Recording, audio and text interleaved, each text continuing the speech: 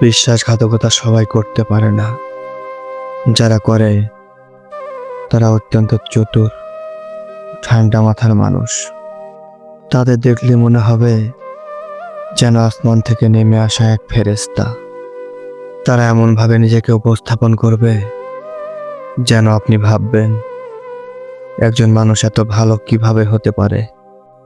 তাদের আচরণে এমন মাধুর্য থাকবে যে আপনি চাইলেও তাদের প্রতি আকৃষ্ট না হয়ে থাকতে পারবেন না।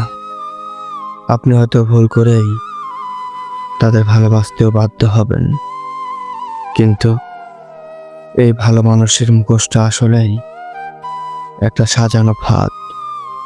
আপনি যতই তাদের প্রতি বিশ্বাস এবং ভালোবাসা দেখাবেন, ততটাই তাদের জালে আপনি আটকে যাবেন। যখন আপনি সেই ফাঁদে পুরোপুরি আটকে যাবেন, তখনই তাদের আসল রূপ আপনার সামনে উন্মোচিত হবে। ততদিনে আপনি তাদের প্রতি এমনভাবে আসক্ত হয়ে যাবেন যে তারা যাই করুক আপনার আর কিছুই করার থাকবে না।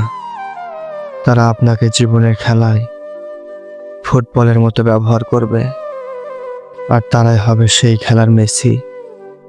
আপনি একসময় টের পাবেন এই খেলায় আপনি একমাত্র বল নন, আরো অনেক বল রয়েছে তাদের জন্য। একটা সময় তাদের অবহেলার বিষয়ে আপনার মন বিষণ্ণ হয়ে পড়বে। ভেতরে ভেতরে আপনি পুড়তে থাকবেন অদৃশ্য এক আগুনে। যখন আপনি সেই ঝলসানো হৃদয় নিয়ে তাদের কাছে যাবেন সামান্য সহানুভূতি বা ভালোবাসার জন্য, তখনই তারা আপনাকে চূড়ান্ত আঘাত দিয়ে সম্পর্কে ইতি টেনে যাবে।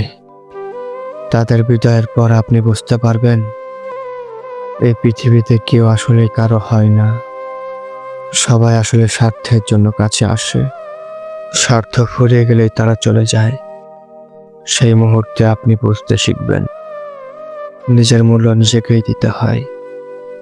অন্ধবিশ্বাস আর অযাচিত ভালোবাসা শুধুই কষ্টের কারণ হয়ে দাঁড়ায়।